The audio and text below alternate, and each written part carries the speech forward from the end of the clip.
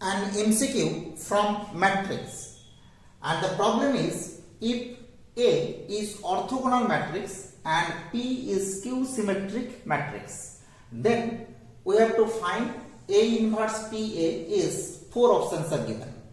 Here 2 conditions are given. A is orthogonal matrix. For orthogonal matrix, we know that the definition is A transpose A. This is equal to I, or this is A equal A into A transpose. So for the orthogonal matrix, from the definition, we can write A transpose. This is equal to A inverse. Okay.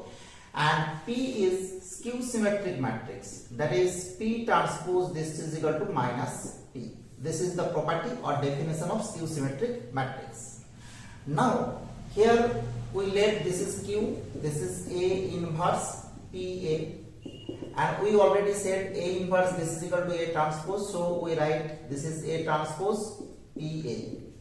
Now Q transpose this is equal to A transpose PA whole transpose, and using the property that AB transpose this is equal to B transpose A transpose, we get A transpose P transpose A transpose transpose. Okay, we write this in the reverse order.